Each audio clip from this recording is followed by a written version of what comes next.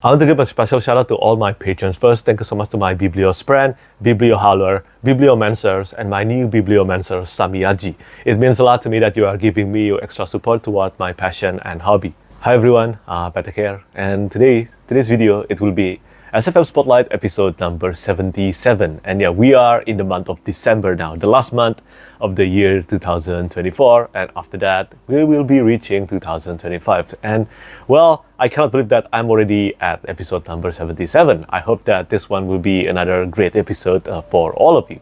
But anyway, if this is somehow the first time you're watching this video, this is a series of videos where I will talk about new book news, new cover reveals, new Kickstarter campaign, new special edition, and also noteworthy release in the adult science fiction and fantasy genre. And today I will start by talking about new cover reveal and also new book announced first. And the first one, this is not a new book, but this is a new cover art and for a new edition. Coming in the year 2025, I think June or July. And I'm talking about Red Seas Under Red Skies by Scott Lynch. The second book in the Gentleman Bastards, just like the first book, The Lies of Log Lamora, is getting a new edition with a new cover art treatment from Golangs and maybe Del Rey, or maybe just Del Rey. But this one, it features a cover art by Andrew Davis. And I think as far as cover art goes, this one looks much better compared to The Lies of Log Lamora. I think the new cover art for The Lies of Log Lamora was beautiful, but I think it doesn't really capture the tone of the book. But this one looks better in my opinion. So yeah, if you're looking to get yourself a new edition of The Gentleman Bastards, then next year it is possible to do that. And speaking of Scott Lynch, I'm still so amazed that when I met Scott Lynch at Worldcon, I don't think I will ever forget about this. Apparently, he knew me. And I think that's something incredible. He met me and then he said, "Oh, you're Patrick." And wow, that's something that I will never forget. But anyway, enough for that random fact. Now, let's talk about new books. Okay, this is for a new book being announced that will be released in the year 2025. And the first one is from Orbit Books. And this one is called The Last Vigilant by Mark A. Latham. And from the premise and also the cover art, illustrated by Melanie Delon, well, this one just reminded me of classic fantasy so much, and it makes me happy seeing a cover art like this, even though there are still many classic epic fantasy now, but with a cover art like this one that is so reminiscent of old school fantasy, I don't think we're getting a lot of that now. And this one definitely captured the tone of classic fantasy. Like, I mean, if you look at this, doesn't it remind you of The Eye of the World by Robert Jordan? I mean, it certainly reminded me of The Eye of the World immediately, and I bet that's intentional. So yeah, I'm looking forward to reading this one in 2025. It will be one of the debuts that I look forward to reading next year. And then moving on to the next book, this is for another book published by Orbit Books next year. And this is for Level Unknown by David Dalglish. And if I'm not mistaken, this will be the first time Orbit Books publish a lit RPG novel. And I think this is all owed to the success of Dungeon Crawler Car by Matt Dinneman and also many other lit RPG in the self-published fantasy market. But yeah, Orbit Books is going to publish their first lit RPG novel, and this is by David Dalglish. And I love David Dalglish books, and I look forward to reading this one as well, but The Radiant King will be my priority. But that's it for the traditionally published stuff. Now let's talk about the self-published fantasy stuff. I'm going to start with Blood of the Kami by Baptiste Pinson Wu. And yeah, I love this cover art so much. This cover art is done by Christian Benavides or Voyager Art, and I love it. I think Baptiste mentioned to me that this one will be a mythical and also folklore, mythological and folklore Japan-inspired fantasy, and I think the cover art definitely captured that. And I read the premise as well.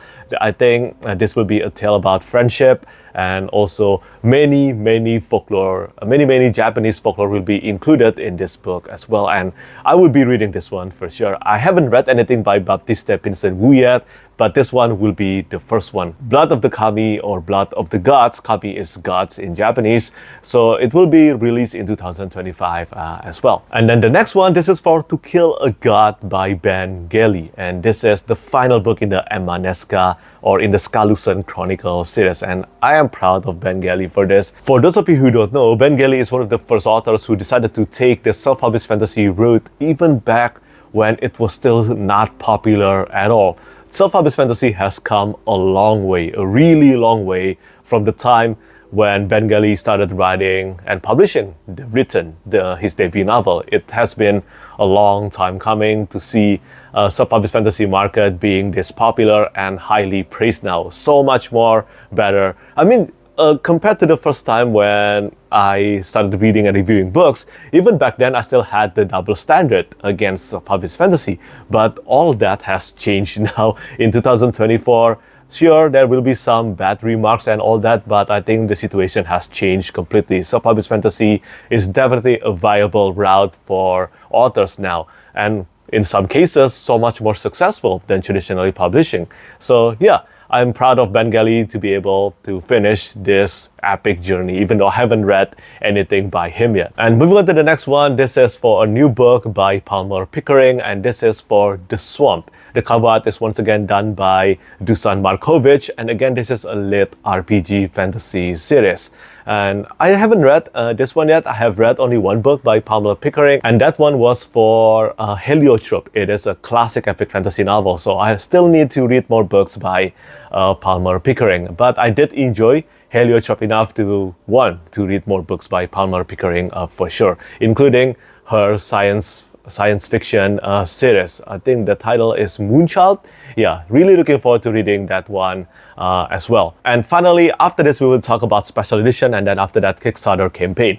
This is for the Union of Man series by A.M. Knight. So this one, I had the honor of revealing all 5 cover art of this series. Yeah, the series will be 5 books long, and all 5 books of this epic fantasy series will be released in the year 2025.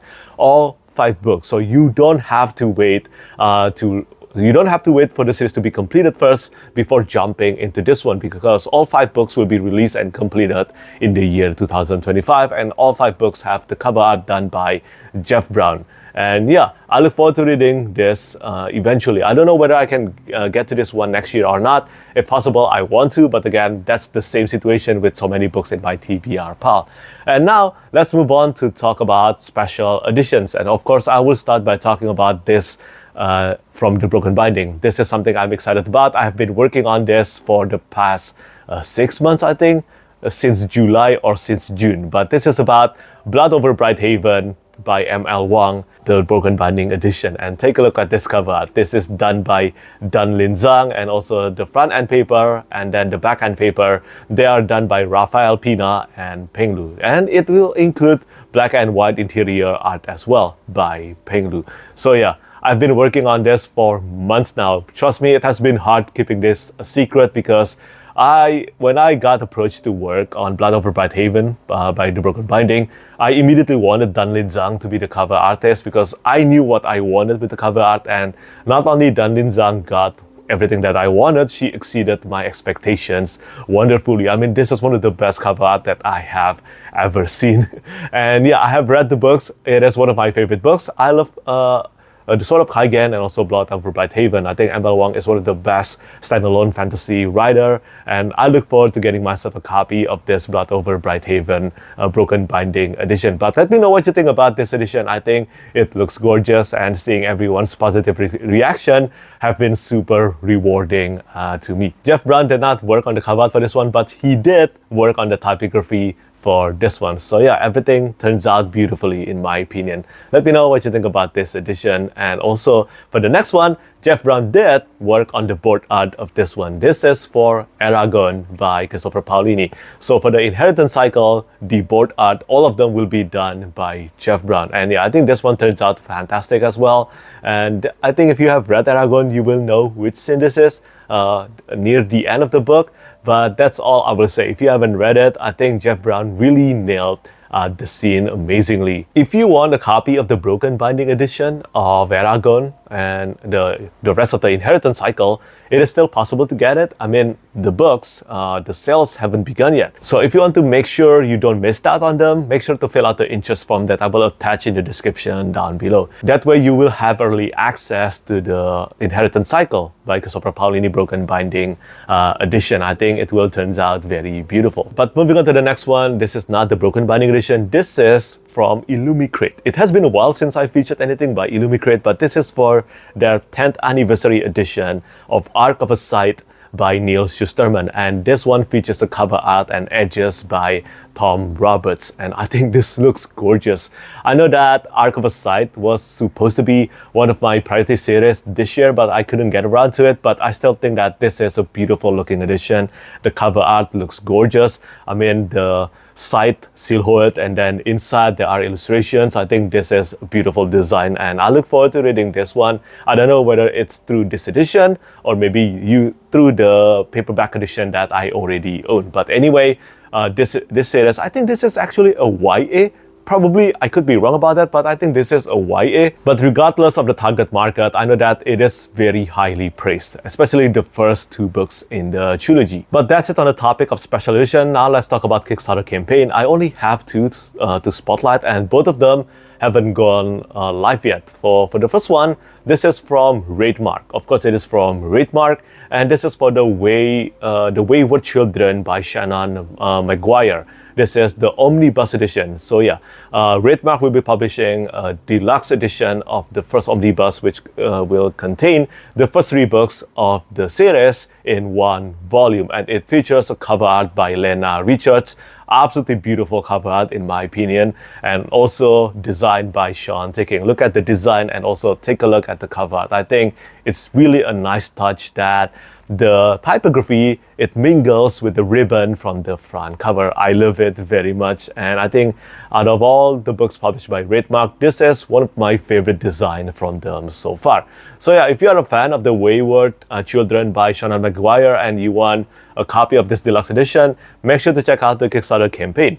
And finally, the last Kickstarter campaign I want to spotlight today. This is for the 4th book in the Ranger of the Titan Wild series by J.D.L. Russell. And for the first time in the series finally features a cover art not done by Felix Ortiz, but it is done by Joe Requeza. And although I'm not a fan of cover change, but I think this time it is not a bad change at all. The new cover art looks gorgeous, and some have even mentioned that this is the best cover art of the series so far.